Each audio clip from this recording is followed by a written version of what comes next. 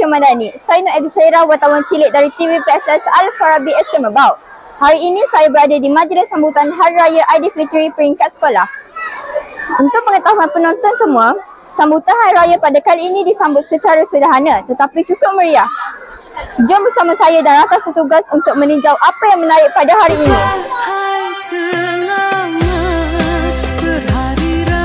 Anda saksikan sekarang ialah suasana sambutan Hari Raya Aidilfitri yang sangat meriah. Murid-murid begitu segak, berpakaian hari raya dan sangat seronok kerana dapat menyambut selera bersama rakan-rakan. Semua, sekarang ini adalah ucapan oleh Tuan Guru Besar Ustaz Nazri bin Abdul.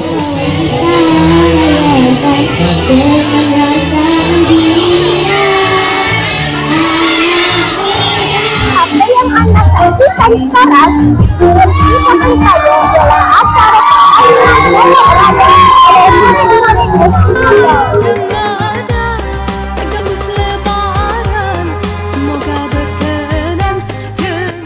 Sungguh cantik dan menarik suasana pentas yang direka oleh jawatan kuasa kerja sambutan Hari Raya Aidilfitri kali ini.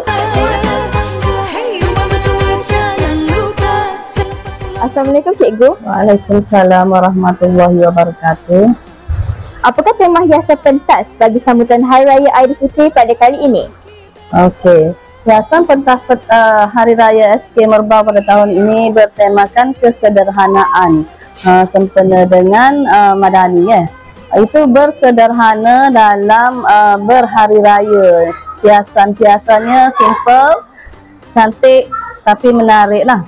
Jadi kita harus bersederhana dalam semua hal. Terima kasih Cikgu atas pendapat yang telah diberikan.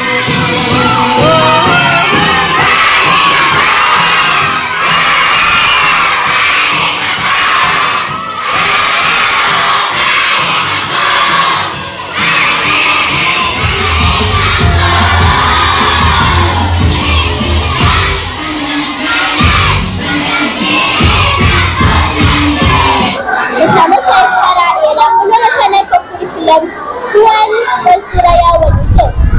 Assalamualaikum Tuan. Waalaikumsalam. Apa pendapat Tuan berkenaan sambutan Hari Raya Aidilfitri pada kali ini? Sambutan Hari Raya sekolah kita sangat meriah. Pada pendapat Cikgu, anak-anak SK Merbau memberi kerjasama yang baik. Sekolah kita adakan pelbagai aktiviti yang menarik. Antaranya catwalk raya, anak-anak mempersembahkan pakaian yang cantik-cantik, ada persembahan nyanyian dan sebagainya. Okay, tahun ini sangat gembira. Jadi cikgu harap tahun depan kita akan mengadakan lagi majlis seperti ini.